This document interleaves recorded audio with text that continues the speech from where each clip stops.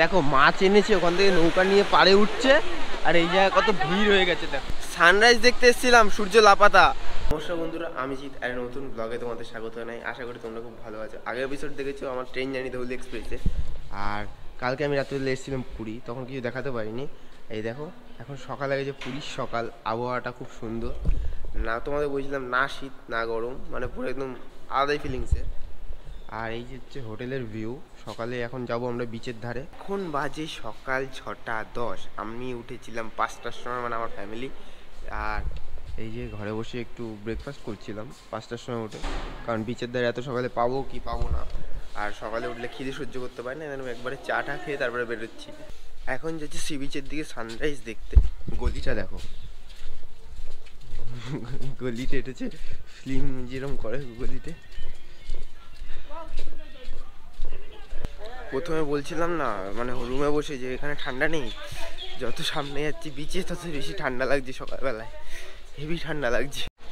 এই গলির থেকে বেরোনোর সঙ্গে সঙ্গে দেখছি ওই যে সমুদ্র, ওই যে পুরো একদম দূর থেকে সমুদ্র দেখা যাচ্ছে। সানরাইজ দেখতে এসেছিলাম সূর্য লাপাতা।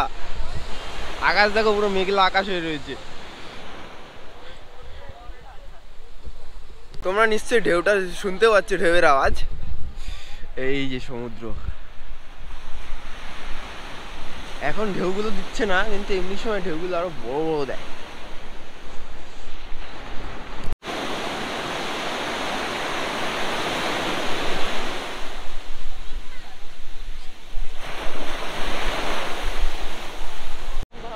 সকাল সকাল বালি দিয়ে বানিয়েছে শিব ঠাকুর।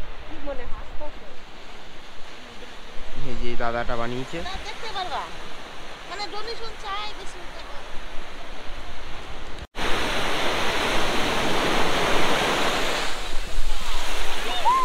দেখো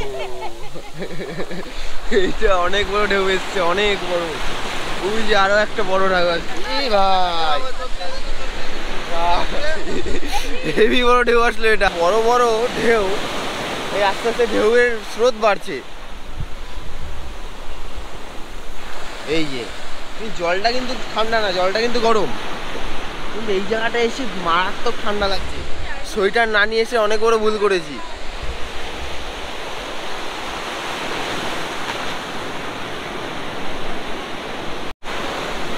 এই ঢেউয়ের মাঝে সূর্যটাকে দেখতে অসাধারণ লাগছে। এই একটা জলের ঢেউ, এই একটা, ওই যে বড় বড় আসছে, যত সময় যাচ্ছে তত বড় বড় এগিয়ে আসছে আমাদের দিকে।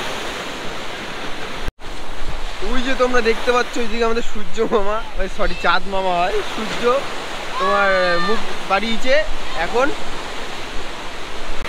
ওই দূর থেকে নৌকা নিয়ে মাছ ধরে আসছে। এবার দেখা যাক, মাছ নিয়ে নামুক, নৌকার পাড়ে আসুক, তারপরে দেখবো কি কি মাছ নিয়ে আসে। দেখো মাছ এনেছে ওখান থেকে নৌকা নিয়ে পাড়ে উঠছে আর এই জায়গায় কত ভিড় হয়ে গেছে। দেখো মনে হচ্ছে ঝামেলা বেঁধেছে পুরো, এত ভিড়।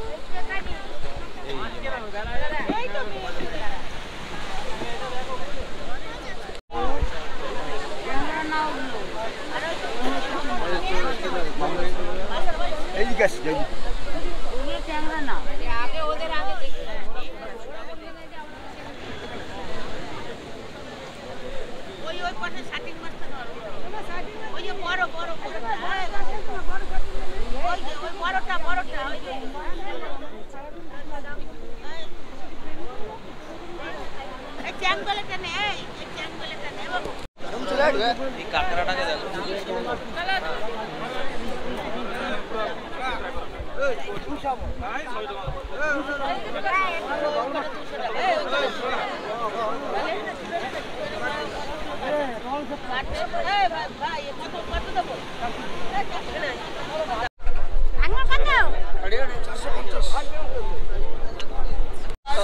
এখানে কাঁকড়াটা দেখো, এটা আবার এক্ষুনি তুলেছে সমুদ্র থেকে। দেখো কত সুন্দর সুন্দর, 180 টাকা। এই দেখো এগুলো হচ্ছে জেলিফিশ, এটা জেলিফিশ, এটা ভোলা মাছ।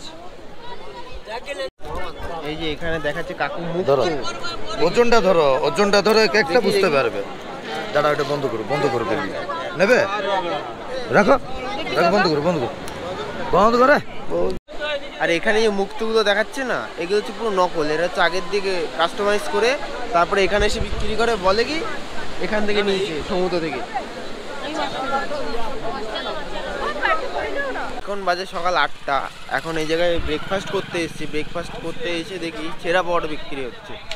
আর ছেঁড়া পাওয়াটা যেটা আমি খাই না, দেখা যাক কচুরি ফচুরি পাওয়া যায় কিনা। এই যে এখানে কচুরি পাওয়া যাচ্ছে, আর এদিকে ছেঁড়া পরোটা, এদিকে ছেঁড়া পাওয়াটা তৈরি করছে। এখানে ছেঁড়া পাওয়াটাও 20 টাকা শ, আর 4টে লুচিও 20 টাকা।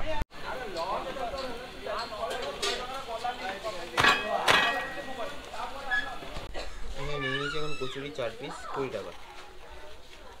1 2 3 4 পিস 20 টাকা।